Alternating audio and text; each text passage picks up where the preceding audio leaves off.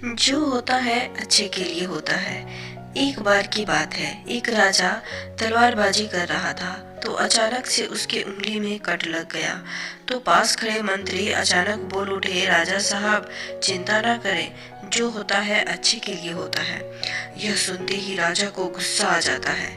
राजा उस मंत्री को कारागृह में बंद करने का आदेश दे देता है और बोलता है इसको फांसी चढ़ा दिया जाए। यह सुनकर मंत्री घबरा गया।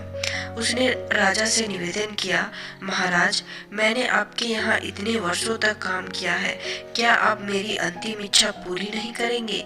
राजा बोला, ठीक है, बताओ क्या है तुम्हारी अंतिम इच्छा? मंत्री बोला, कृपया मुझे 10 दिन का समय दीजिए, उसके बाद आप मुझे जो चाहे वो सजा दे दीजिए। राजा ने उसकी अंतिम इच्छा मान ली। राजा दूसरे दिन अपने सैनिकों के साथ जंगल में शिकार पर निकला। जंगल के बीच में राजा अपने सैनिकों से बिछड़ गए और रास्ता भटक गए। रास्ता ढूंढते हुए राजा वनवासियों के बीच पहुंच गए, जो बलि देने के लिए किसी को ढूंढ रहे थे। वनवासियों ने राजा को पकड़ लिया और वन की देवी के पास बलि देने के लिए ले गए। बलि देने की सारी तैयारियां पूरी हो गई। जैसे ही राजा को बलि देने के स्थान पर ले जाया गया, वहां खड़े बुजुर्ग की नजर राजा की खंडित उंगली पर पड़ी। उसने आवाज लगाई कि ये तो खंडित है, इसकी बलि नहीं दी जा सकती। तो वनवासियों ने राजा को छोड़ दिया। राजा जैसे तैसे वहां से निकला और अपने राज्य पहुंचा। सबसे पहले कारागृह में अपने मंत्री से मिलने पहुंचा। राजा ने मंत्री से कहा, तुमने सही कहा था, अगर मेरी उंगली नहीं कटी होती तो मैं जिंदा नहीं होता।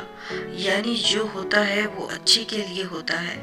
फिर राजा ने पूछा, मेरा तो फायदा हुआ, लेकिन तुम्हारा फायदा कैसे हुआ? मैंने तो तुम्हें सजा दी। मंत्री बोला, मैं आपके साथ शिकार पर हमेशा रहता हूँ, उस दिन भी रहता।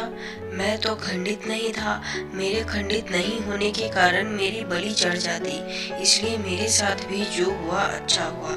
राजा प्रसन्न हुआ, लेकिन छोटी सी बात पर मंत्री को सजा देने का दुख भी हुआ। इसलिए राजा ने मंत्री को कारागृह से निकालकर फिर से अपने साथ रख लिया।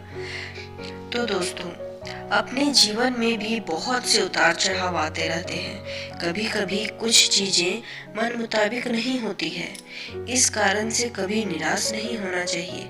हमेशा याद रखें, जो होता है अच्छे के लिए होता है। भले ही कुछ अच्छा हो या ना हो, लेकिन उस परिस्थिति के प्रति सकारात्मक नजरिया रखने से उसका प्रभाव बहुत कम हो जाता है।